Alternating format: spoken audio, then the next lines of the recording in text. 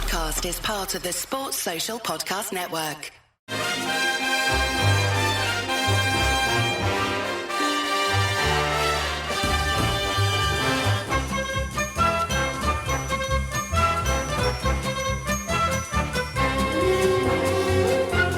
Hello everybody, good afternoon lads and lasses. You are tuned in to Roper Reports I Wear the podcast and you join me, Andrew, at the Hilton Garden Inn. It's a pubcast, everybody's buzzing. We're going to give some immediate reaction to the Spurs game. Sunderland have just won 1-0. We're all pretty pleased here and I'm going to introduce you to my guests. Three lads who, if you saw them on Friday night, cutting up the dance floor at the Rabbit, busting moves you would have been impressed with. Sam, Bomber, Kelvin, are we all okay? We are now, yeah. Aye. We are now. Exactly. Sam has taken a swig of his drink, so I'll do the dirty and ask you. First of all, mate, I'll go for you. Before the game, what did you think of the lineup? Were you kind of happy with that? Half happy, half surprised, but yeah, happy overall. I thought Rig, I was pleased he was playing harsh on time. It was harsh at any of the lads coming out after the last match. I don't know what to call them because I know it gets a bit stick on it. After the last match we played and won, it would have been harsh on anyone coming out. So I felt sorry for Gertrude and Talby. I think they were the only two that came out. I think Talby must have dropped out as well. I think Gertrude was the biggest surprise because I think everyone thought, well, he'll stay right back, maybe he'll centre off, but he showed faith in 09 and you can't argue Keeper against as it. well, but that was less Aye. Well, Bomber Sam said there, and that was the thing that spoke a lot to me. Big call to show faith with 09. You know, I mean, great player, but a lot of people were expecting him to come out of the team. Did you say that, or? I genuinely thought it would probably be the same. Just because, you know, Luke and I's come in and under the weight of expectation and under the pressure of, you know, his own probably self-doubts that he's, you know, not really realised that he's a Premier League player yet. You know, he's picked up man of the match.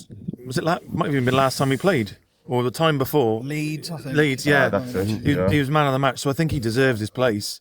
I would still expect when Ballard's fit for 09 to drop pretty much straight out. But he deserves his run in the team whilst Ballard's out injured, most definitely. But I wasn't surprised to see him in the starting lineup now. No, happy days. Well, I will just point out Kelvin's been very patient there, waiting to have his say. He's just calmed down after a bit of scrap with the Spurs fans. You all right there, Kelvin? Have you calmed down? I saw you windmilling a few away supporters there. Like that. Don't drop me in it like that. Exactly. Well, Friday night, for those who don't know, there was International Fans Weekend. Kelvin was there enjoying himself, but he's been well behaved all weekend until that little fracas outside. Like, what have you got to say for yourself? Look there. Your Honour. Stop. Stop dropping me in at you. No, I was a witness. I wasn't taking part in that. I did have a good crack with two Spurs fans when I was walking down the ground about what might happen today. And I have to tell you, they both had black and white scarves on. And if it hadn't have been for the accent, I said to the lads, this is what's going to happen today then, lads. And the two lads turns round, one of them looks at me, he says, well, you know that we're a better team than you. I'm looking at the black and white scarves and I said to him, if it wasn't for your accent, mate, I think you were the entitled from just up the road, you know. I said, you're the better team than us. He says, you know what I mean. I said, I don't. No. So I was, the team selection, I wasn't surprised by anything in there. I think Lebris has shown that despite what happened at St. James's Park, he'll make those difficult calls, won't he? He'll make them, and he did. Ronaldo came back in. I don't think too.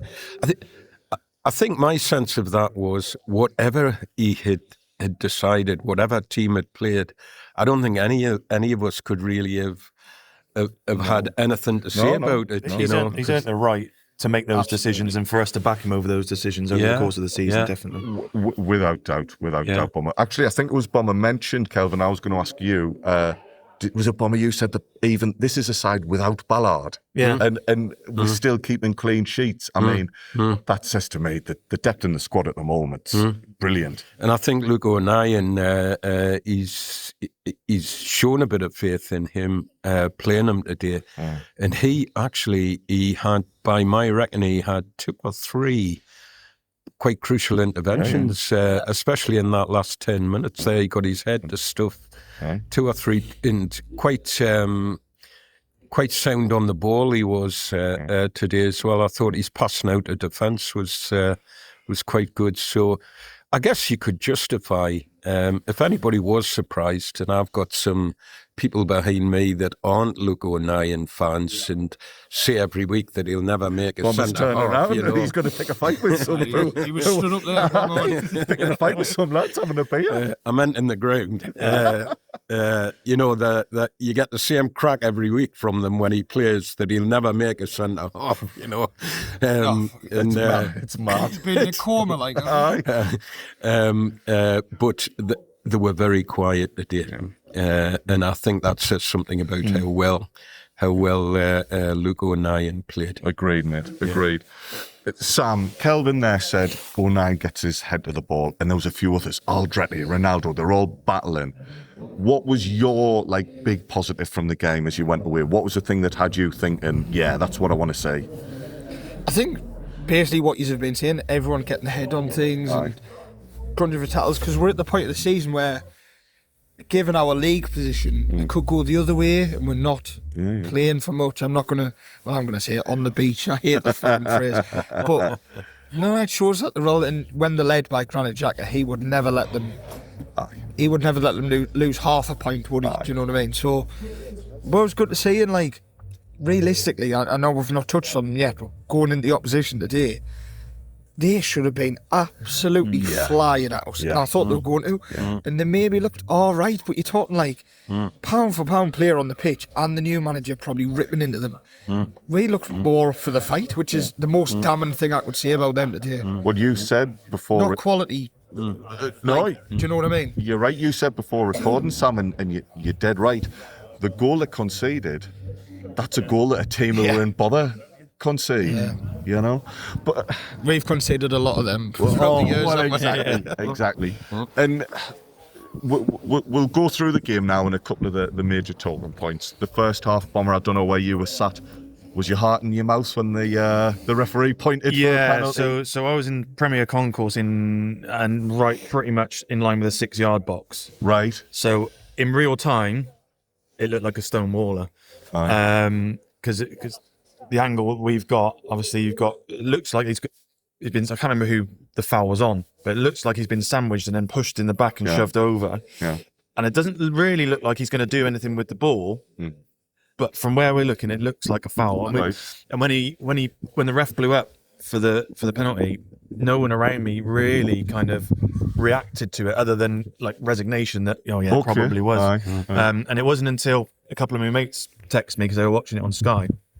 And they said, no, it's never a pen, never a pen. And then we started, obviously, the longer VAR check goes on, the more you start thinking, actually, probably this will be overturned. And, 9 times out of 10, when a referee goes over to the monitor, you know it's going to be overturned. So happy days. Yeah. Kelvin, you must have had a decent view of that particular incident. I had a really good view of it, and I think it's a classic case of where you're on the ground and you see them things, So it's a classic case of if you've got red and white tinted spectacles, because I was saying from the start it was not a pen. No, don't bless me with your affliction. I'm always, I look at that through balanced eyes. I'm never partisan when things like that happen. Fair dude. But I tell you, it from the southwest corner, it was never a pen. And all of us were up. That was never a pen. If you look at, I'm pretty sure it was Kolo Muani, wasn't it? Yeah. Right. It took over. That lad was a disgrace. He wasn't booked for diving through the corner. If I was there was a lot of them mind. Yeah, there was a lot of them mind. Yeah, there was plenty. Never a pen. Well, Kelvin, thank you to the people in the southwest corner who woke the lad in VAR up and gone, oh, bloody hell, something's happened, I better watch, I better look. Just one more point about that. One of these days, a ref is going to go to that screen when he's called, and he's going to go, no, he's going to have the gumption to go, actually, no, I'm right. After we've all cheered. That will be forever known, Kelvin, as the Sunderland law, I think. Yeah, you're right. Sam, you're going to get the harshest question, because this is the only negative of the day for me. In the build-up to that potential penalty, did Ronaldo, was he arguing for it? Because he seemed to switch off. I don't know if I saw that right. Is that fair? So I actually argued with my mum and dad before the penalty was given. Right. When he sort of waved to give up the ball against Ronaldo. Right. And I went, great, because I absolutely hate when a fullback is in front of the linesman and they do the flop on top of the ball, grab the ball, and I'm a massive Sunderland fan. I just hate it. So, like, even though I'm a Sunderland fan, I was like, great, I love to see that. I don't like to see him play advantage that leads to a penalty, like, but in the instant, I just. But it begs the question of if that was a Spurs player in the same position, like Porro, when he's climbed all over Brobby's back, and Brobby reacts and gets a yellow card. My issue with that, I totally agree with Sam. I'm shouting at my own players when they go on like that, and I love Ronaldo's been great this season, but he's got that in him. He flops a little bit too easily for my liking. The cross came in, the cross came in because you're quite right. He was stood with his back to the ball, arguing with the linesman, gesturing and everything else, and the ball's been played behind him, between him and Alderete, I think. And he doesn't even know that play started again. He's too busy arguing with the linesman. He doesn't, and there's I think it's Siddiqui. Yes, starts getting involved as well in it, so he distracts the people behind him as well. So just get on with the game, man. No, you're right, and I take Sam's point in that, like, when the fullback goes for that type of cheap foul and that they try and handle it, one day it's going to go against 2 yards away from the linesman, who, to be fair, 99 times out of 100 will stick his little flag up. Doesn't want any controversy. It's an easy free kick to give. No, you're right. I will say in Ronaldo's defence, and I know none of you are slagging him off. No. Towards the end of the game, that's when his the whole rest of the game he was class. He was absolutely class. Second half in particular, he was absolutely class. But that's not the first time he's done something like that. But like him and Mukiele for me are just like that ever so slightly right level of mental. Like where they're so close, like one of them could easily just smash it in his own net for no reason, but they just teeter on the right amount of like, I'm going to dive, but also next play I'm going to absolutely smash someone over. Do you know what I mean? And then, so you've got Michele and Ronaldo ever just the wrong side of mental, and you've got Alderete in there as well. I mean, he's the cool head out of nowhere. Well, in all seriousness, the fact 09 and both of them were on the pitch. It's the first time we've had two centre-backs who were both comfortable on the ball and passing it out. I wonder if that was a tactical thing. Bomber, we've mentioned him there very briefly. Broby. Do you fancy going up alongside him and trying to tackle him? Absolutely not. You wouldn't want to tussle him in a nightclub, would you? I mean, if he was in the rabbit, would have walked out. You could have done with him earlier. Today's episode is brought to you by the good people at the Rabbit, by the way. But it just speaks to his athleticism and his power and his strength, because there is not. I've pretty much, I think, bar two, watched in some form every game this season, and I'm yet to see a centre half get the better of him physically. There might be quicker centre halves than him. But he's come up against like Saliba, against Gabriel, against all these world-class international centre halves, and has got the better of them in terms of the fight. There's not a single centre half this season has outfought him, and that was the case again today. Like Van der Ven and Romero had an absolute torrid time. Well, were they both on bookings at one point? First off, and then Romero come off, and can't remember who he came who came Danso. on. Yeah, Actually Danso. felt sorry And for him. and Roby just tore him a new one, even more so than he did Van der Ven and Romero. So yeah, I mean, he didn't get a goal today. I don't really think he even came close to getting a goal. There was one in the first half where he had his back to goal, about 8 yards out, but he was crowded. But the work rate that he did shouldn't go unnoticed in terms of the result we've ended up with. I'm sure Romero went off because he was sick of his life. Aye. Some lags had half tried that as well, but it didn't change the outcome. And by the way, when the club announced the full-time scores, as soon as they mentioned Crystal Palace, I thought they're not now going to say, Newcastle have beat them. You knew what was coming. I like that he said one before that, as if like, actually, Also, looking at Newcastle it, Palace are winning. Yeah. I do think, though, Andrew, I do think we were lucky not to be a goal down in that first half. Like Richarlison had a couple of really, really good chances. He was getting in good space. Yeah, and there was a couple that he should have really just lifted and tried to bend in the corner, and I kind of scuffed a little bit. It was a strange one because Spurs weren't very good at all, but they had those chances. And I think they probably had the better of the chances of the first half, and yet didn't threaten, and only had those chances because we switched off. Yeah. Well, that's a fair point. And Kelvin, is it right to say that Sunderland seemed a little bit more open? They tried a few.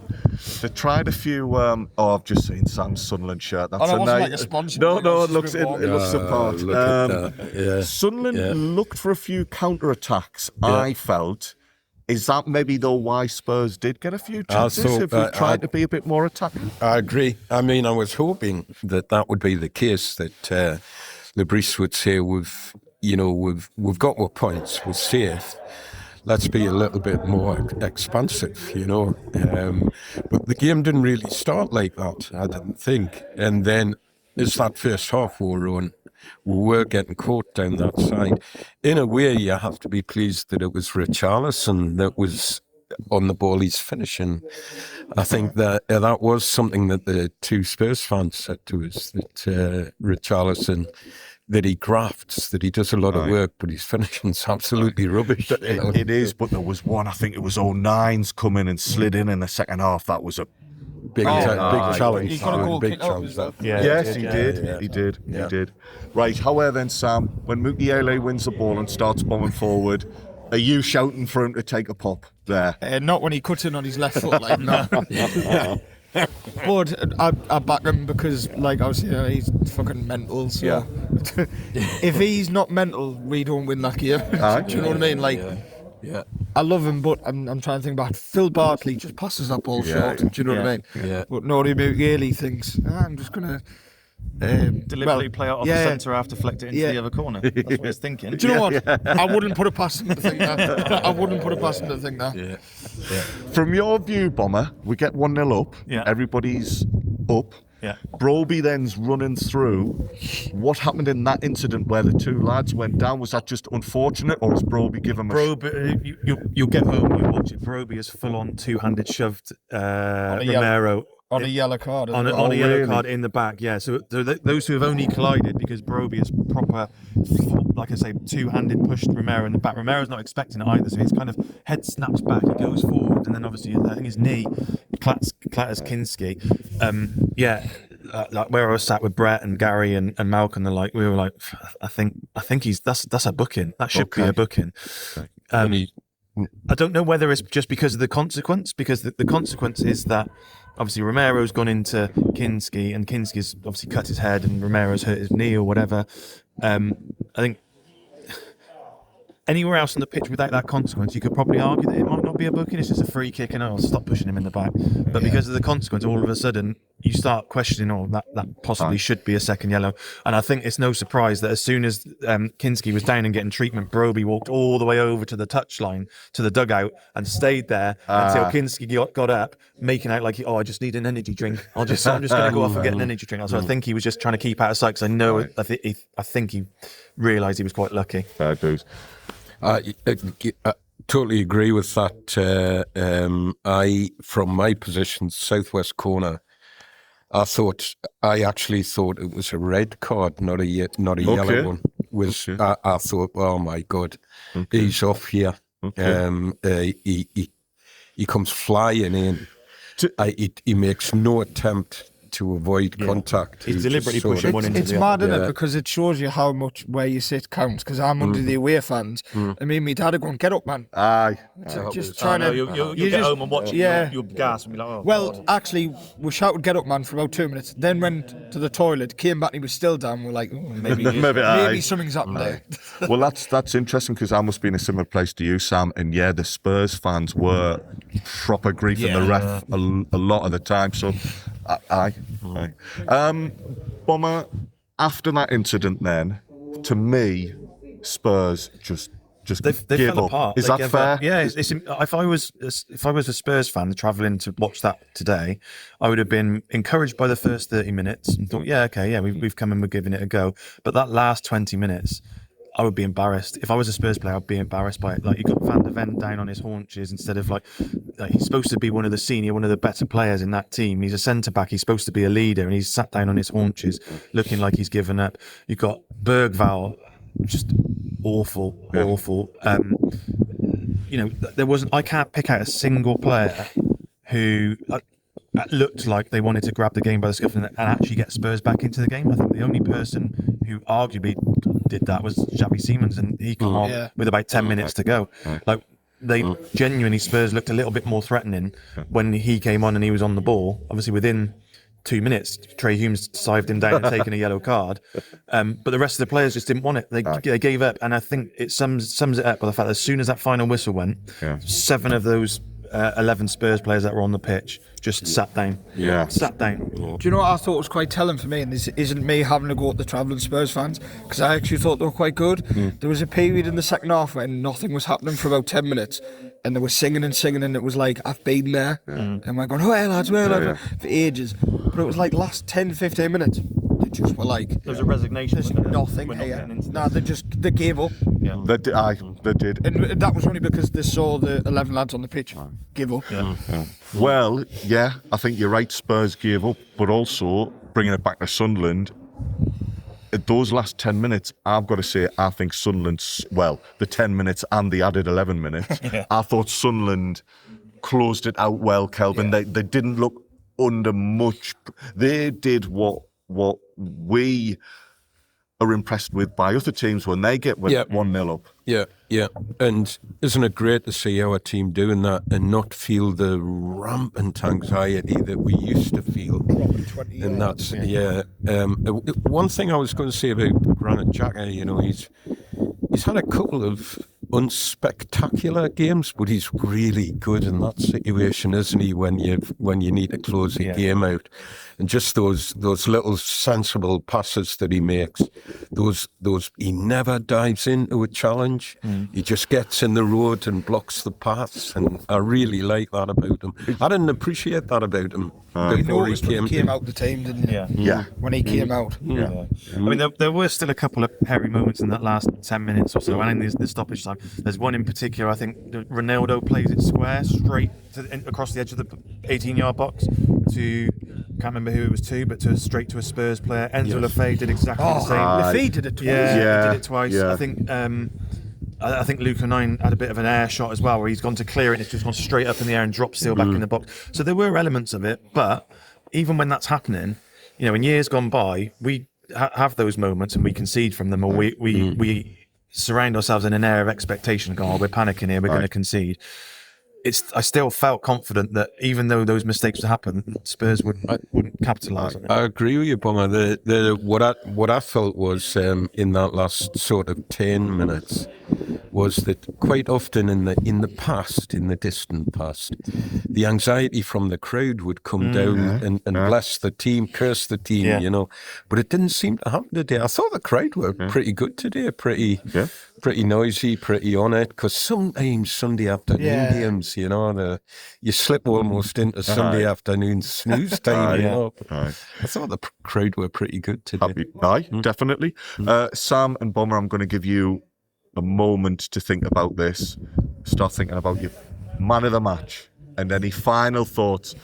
Kelvin, whilst those two were having a bit of thinking time, were you happy with the subs? Would you have done anything differently, or was this just another example of Lebris just getting the job done, knowing his squad, and getting us over the line. Yeah. I thought he made the subs at the right time. I possibly might have, because I might have taken Brobby off a little bit earlier, but not because of how he was playing, but the risk of him getting booked or doing something else, because he did look a bit fired up, which of course you want, but when you're on a booking, you don't want him getting sent off. I thought he made the substitutions at the right time.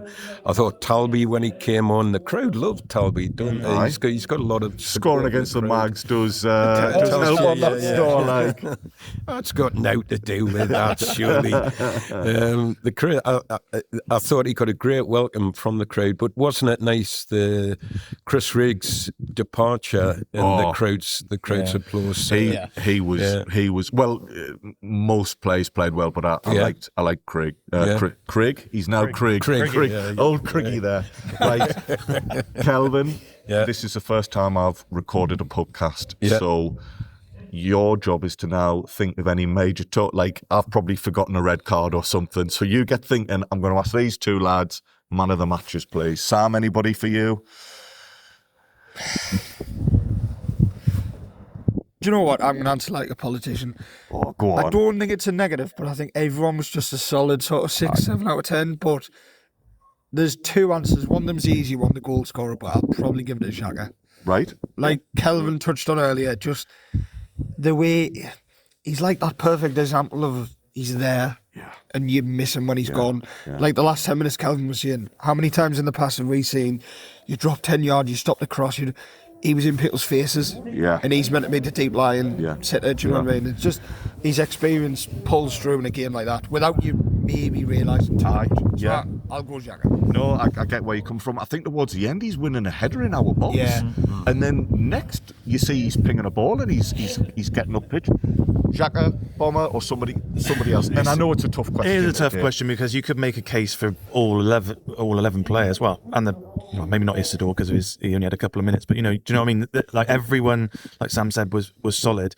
I think it's maybe a little bit of a disservice to say everyone was a solid 7 out of 10. I think we've fallen victim of getting accustomed to such good performances from Xhaka and from Siddiqui and Diarra and Broby and everybody else that actually, what we would consider earlier in the season an 8 and a 9 out of 10, we're now thinking it's 6s and 7s. Yeah. Because like I said, you could make a case for everyone. Siddiqui was class, Diarra on the ball, a couple of loose passes, but it always looks like you're going to take one touch too many, and then he just gets a toe on it, and it works out, and then we go away. But like Sam said, I'm not going to give it to Xhaka, and that's possibly unfair. Because I think you get the best out of Granit Xhaka when you don't necessarily know that he's there, and I don't think there's a lot that we could say that he definitely did today, but that's a good thing. Yeah.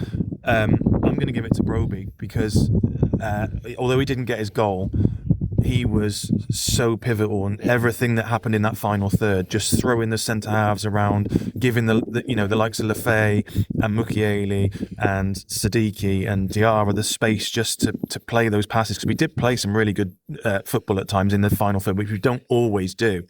So yeah, he'll give. Well, Van der Ven and Romero will have nightmares. So will Danso, and for him to do that to 3 centre halves in one game, I think he deserves it. Yeah, fair dues. Yeah, I probably he was in contention for my man of the match, and he played really, really well. But I'm going to go a little bit of a curveball. Diarra, I thought Diarra played well, and quite often when Broby was laying balls off and holding up the Sunderland Bridge there, and laying balls off, Diarra was getting in and about him. Now, obviously, that's been a plan today, and we've been waiting on a massively good game from Diarra, haven't we? We cost a lot of money. I think he's getting better as the season's going on, and we're seeing what he's up for and what he's good at. I don't think he's not a defensive midfielder. I think he's much better charging on and charging up and getting past the centre forward. I don't know if it was just me, but I felt as if Broby and Siddiqui had spells where they were playing wide and Lefay was coming middle. But no, I think it's important for me. I don't think anybody played poorly. You could name several. You can make a case for everything. Yeah. And isn't it mad? This is a great. Yeah. Great day out, isn't it? Exactly. And isn't it mad that we're all just here nice and quiet? I know it's normally a lot more boozy, these pubcasts, because the lads have been drinking all afternoon. I'm sorry if people are wanting it to be a bit more lively. I am trying. Oh, Sam's doing his best. But we're just sat here, just calm and just like, I think I had a look at the table briefly. I think we're now 10th. We're 2 points off the team in sixth. Yeah. So we do have to remember. There's stuff to play. Aye, 100%. you know, we're now at a point where beating a team like Spurs at home is just routine. It's mad. Lads, thank you very much. I'm going to give you all a second or two just to give a final round up. So gather your thoughts. I'll go with you, Bomber, first. If that's all right. What you thinking then? I think it was in terms of the game. You mean? Or, or just the team in general. The way we're going. I think it was great. You know, we've not been at our best at home the last couple of games, so it was important, especially Spurs coming there, knowing that they were coming in, or after Friday's result of the West Ham game, knowing that they were coming in the relegation zone, knowing that they had to get a result. It was a massive potential banana skin for us. We've navigated through it. In the end, we've looked comfortable. And, you know, just bring on the rest of the season, because I want my away trip to Kazakhstan next season. Get it. In the Europa. Get it. Get your passports. Sam, what you thinking then, mate? Absolutely echo what Bomb was saying, and I think I touched on it earlier where I was saying it's great to see that we were flying in for tackles and we're not the ones in danger of going down, any danger of going down. Yeah. But it shows that the lads know that we've got a lot to play for, and do you know what we have? Right. Like Bomb was saying, I think we'll play Forest, we'll play Wolves. Just let's have a gun. Do you know? Imagine like not even a year ago saying this. Yeah. Like I was saying to my dad, we were singing, we were going down the toilet, and I was singing, "You're going down Spurs." Imagine saying that when we're at Wembley in April. We'll be town Spurs to come down. Aye. Just bring it on. There's nothing to fear. Bring it on. I love it. That's class. Yeah. Now where then, Kelvin? Bring us home. Yeah, bring you home. Aye. Doesn't it make for a perfect Sunday when your team's won 1-0? You start to walk out of the ground, and the score comes up from Selhurst Park. You think, can there be a better end to a game? You know, we win, tune beat, get in there. Well, we've had 3 weeks of lording it over them, so it's nice. It's nice to just continue that. And also international weekend. I mean, I know Bomber's got to get going in a minute. Brilliant to see so many people have come along and made the weekend of it. So happy days. Happy days. I know I've had my say, so I forgot to say this earlier. It's been bothering us all podcast. If you listen really closely, you can actually hear them crying on the time. Any more last minute digs we want to get in, or are we? No, Sam. That's 4.5 hour drive to look forward to now. So. Well, Bomber, mate, thank you. I know Sam. I know you're local, but honestly, mate, thanks for coming along. Kelvin, I'm heading brilliant. home as well. Happy days. West, so nice. And like you say, a journey home's always nicer when there's 3 points in the bag. That's our immediate reaction, everybody. I hope you've enjoyed it. I think we've covered everything, but yeah, like I say, I'm probably going to walk home and go, oh man, I've forgotten something I wanted to say. There will be more reaction on the website. That's rokereport.sbnation.com. I've had to write that down because I forgot it last time. And I think Chris and Martin are going to be doing a Monday supplement that will be coming out in the morning. They've got Nick Barnes lined up, so we'll get to hear Nick Barnes' thoughts. But basically, 3 points for the lads. It's all good. Happy days. See you later. Well done. Well, you did really well. I haven't stopped yet, so don't start saying anything.